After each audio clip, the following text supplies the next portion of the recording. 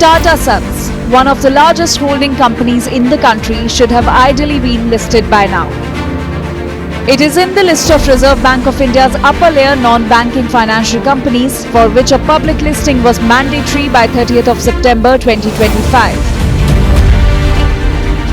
But with its chairman Noel Tata reportedly opposed to the move and the matter also resting in court, the group has been able to avoid a listing. What if I told you that one of India's most respected business groups could soon face one of the biggest governance decisions in its history? Not because of a merger, not because of an acquisition, and not because of a market crisis, but because of a technical regulatory circular issued by India's central bank.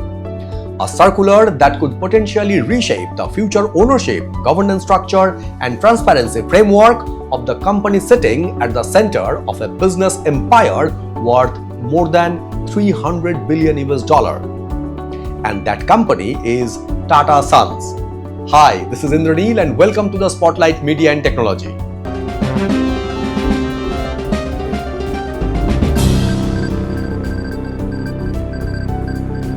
Today, we are looking beyond the headlines to understand what this latest RBI decision really means and why investors, governance experts, policymakers, and business leaders around the world are paying attention.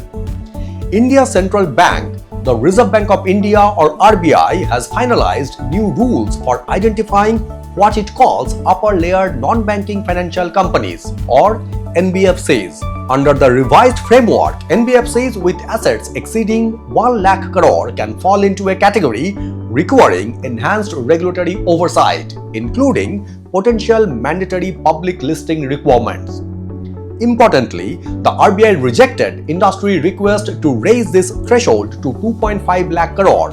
Instead, it retained the 1 lakh crore benchmark. The regulator also simplified the identification process. Previously, inclusion depended on a complex scoring methodology and ranking among the largest NBFCs. Now, asset size becomes the primary criterion. At a first glance, this sounds like routine financial regulation, but the implications may extend far beyond the financial sector. The reason is simple. Tata Sons reportedly has standalone assets of approximately 1.9 lakh crore. Tata Sons, the holding company of 31 group firms including TCS, Tata Motors and Tata Steel, has remained unlisted since its inception. But that century-old arrangement is now under serious pressure. The RBI is pushing for a mandatory listing. The Shapoorji Pallonji Group, its second largest shareholder, wants out. And within the Tata Trusts, the charitable bodies that own 2/3 of Tata Sons, trustees are openly disagreeing with each other.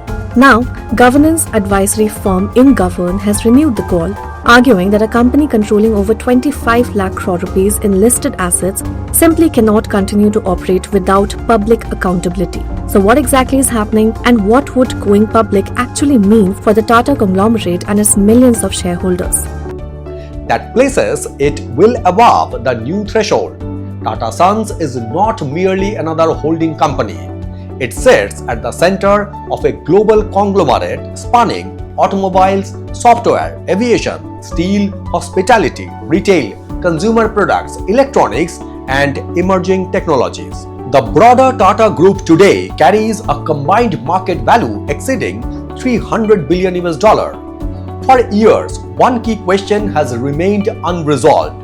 Should Tata Sons remain privately held or should it eventually become a publicly listed company? The latest RBI framework appears to keep that question very much alive. However, it is important to note that the RBI has not specifically named Tata Sons in its latest circular. Future implications will depend on which companies are formally identified in the regulator's annual Upper Layer NBFC list. From an ESG perspective, this story is fundamentally about governance. The G in the ESG. And governance is often the least discussed but arguably the most important pillar of long-term value creation. Today, Tata Sons operates as a private company.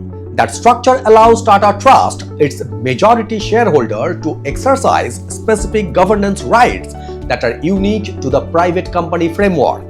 Certain strategic decisions require affirmative support from trust-nominated directors. A public listing could potentially change that governance architecture. Board voting structure would evolve. Decision-making process could become more standardized. Minority shareholders' right would gain greater significance. Disclosure requirements would increase, and public market scrutiny would become a permanent feature of governance. This is why the debate is not simply about raising capital. It is about who exercises influence, how decisions are made, and what accountability looks like in one of India's most important corporate institutions. At the Spotlight Media and Technology, we view this through a broader ESG and governance lens. Globally, regulators are increasingly asking a simple question. When an institution becomes systematically important, should governance expectations also increase? Supporters of stronger disclosure frameworks argue that larger institutions should provide a greater transparency because their decisions affect investors, employees, suppliers, communities, and financial markets. Others argue that long-term institutions can sometimes perform